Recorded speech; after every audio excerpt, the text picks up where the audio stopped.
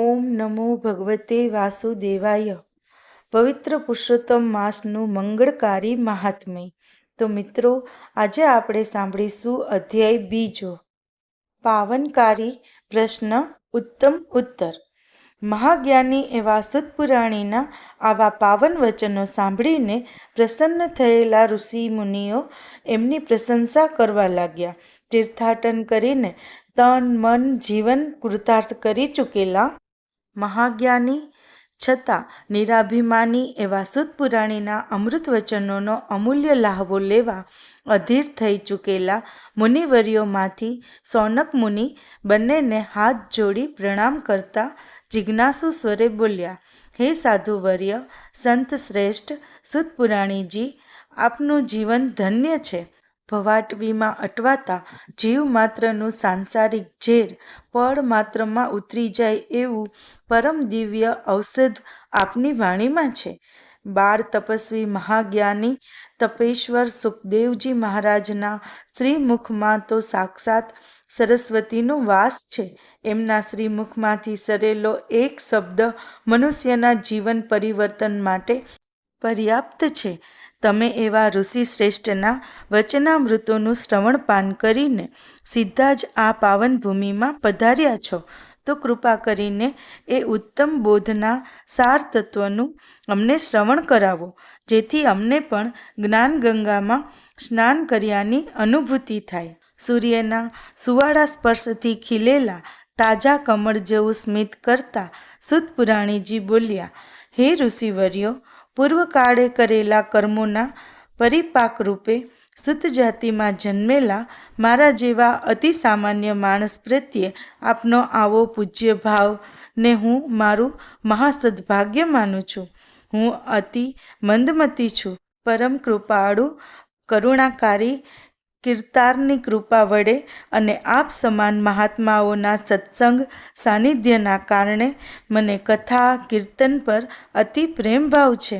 હું દીનહીન માનવ આપની જિજ્ઞાસા સંતોષવા એક કલ્યાણકારી કથા કહી સંભળાવું છું.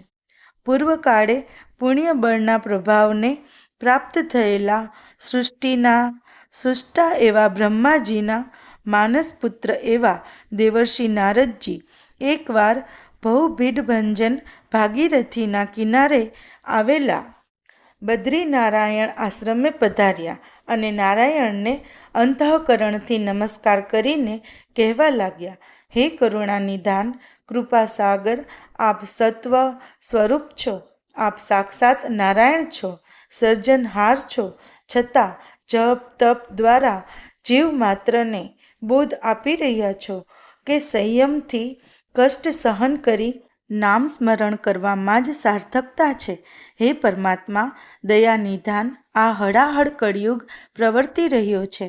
નીતિ, પુણ્ય, સત્ય, દયા અને કરુણા લુપ્ત થતા જાય છે. સંયમ પાલનમાં શિથિલતા આવી છે. માનવ માત્ર કરે તેવું પામે છે. હે દેવાધિદેવ, હું અત્યારે મૃત્યુલોકમાંથી આવી રહ્યો છું. અત્યંત દુઃખને પામ્યો છું.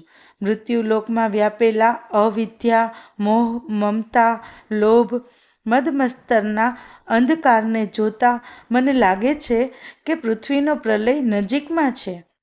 હે કરુણાનિધાન, પામર માનવોને પવિત્ર પંથે વાળવાનો પરમ ઉપાય બતાવનાર કોઈ નથી.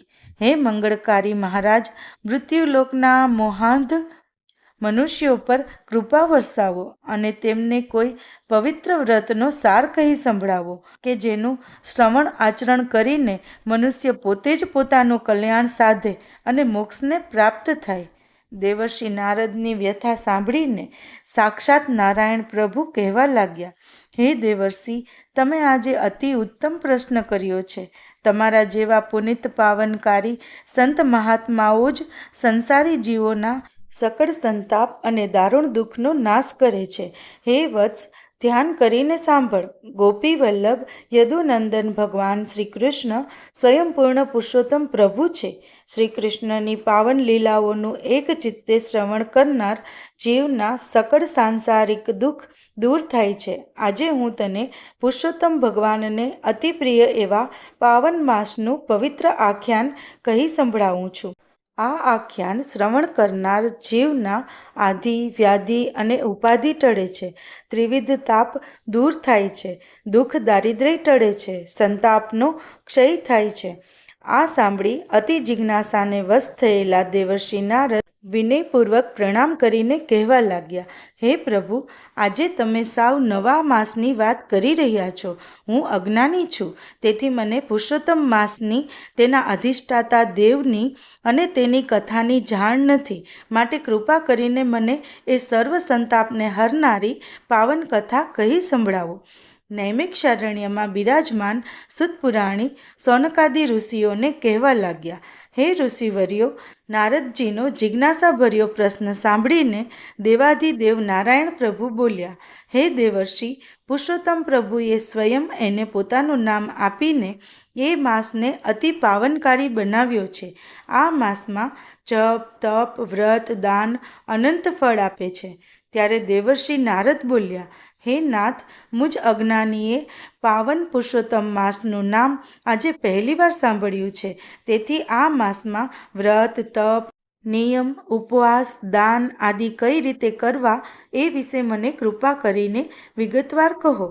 હે પ્રભુ, આજે હળાહળ કળીકાળના પ્રભાવ તળે જગત ભયંકર દુઃખથી પીડાઈ રહ્યું છે. તત્કાળ ફળ આપે એવા ઉપાયની જરૂર છે. સાંસારિક વ્યથાઓમાં ઘેરાયેલા જીવોને શાંતિ અને સાંત્વન મળે એવી પાવન કથા મને કહી સંભળાવો. હે કરુણાનિધાન, મારા કાન એ કથાનું શ્રવણ કરવા અતિ અધીર છે. નૈમિષારણ્યમાં શાંત ચિત્તે શ્રવણ કરતા મુનિવર્યો સામે જોઈને સુતપુરાણીજી બોલ્યા, હે ઋષિવર્યો, દેવર્ષિ નારદની જગતહિતકારી પ્રાર્થના સાંભળીને નારાયણ પ્રભુએ મૃત્યુલોકના જીવો પર કૃપા કરીને પાવન પુરુષોત્તમ માસના પવિત્ર મહાત્મ્યની કથા પોતાના શ્રી મુખેથી કહી સંભળાવી. તો મિત્રો, આજે આપણે અહીંયા અધ્યાય બીજો છે તે સમાપ્ત થાય છે. હવે આપણે બીજા વિડીયોમાં અધ્યાય ત્રીજો એ સાંભળીશું અને ત્રીજા અધ્યાયમાં આપણે સાંભળીશું મળ માસની મૂંઝવણ. ત્યાં સુધી આપ સર્વને મારા જય શ્રી કૃષ્ણ.